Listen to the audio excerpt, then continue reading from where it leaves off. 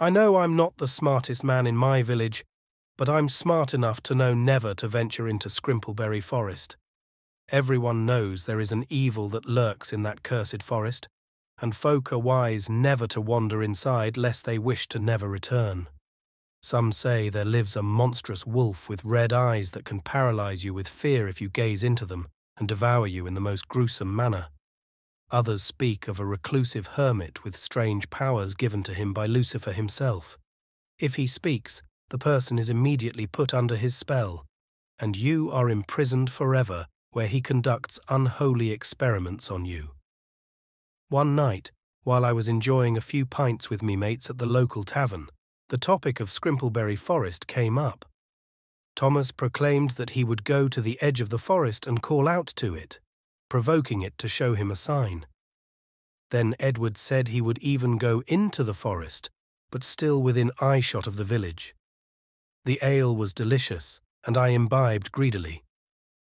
I boasted I would go deep within the forest and stay there the whole night. Since there were no sober minds present, there was no one to dissuade me of my foolish intent. I indeed ventured deep into the forest with nothing but my knapsack and my pa's hatchet. Seconds turned into minutes, and the minutes became hours. Save the cries of the wind and the far-off howls of wolves, most of the night was uneventful. I stoked the small fire and prepared myself for sleep. The dreams were deeply disturbing. I was awoken by a painful tap on my knee. I sprung from my place and brandished the hatchet, thinking, "This is when the Lord takes me." But nothing happened. Standing before me was a very old man, dressed in strange garb and leaning on a walking stick. I knew he must be a wizard, a servant of the devil with magical powers. I clutched my crucifix and denounced him before he could put a spell on me.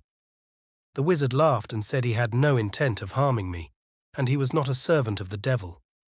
He wished to invite me to his cottage and have tea.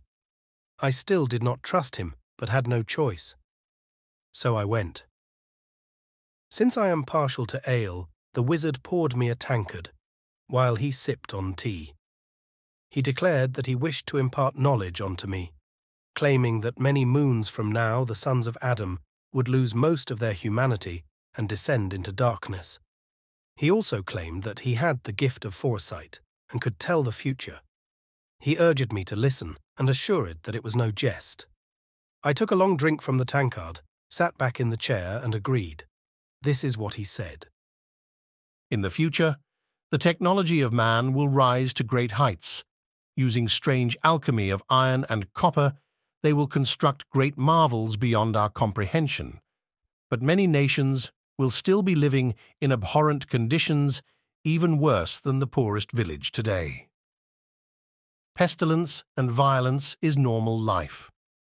They live lives like lepers, while just across the river, the people live as long as 3 lives of the average man.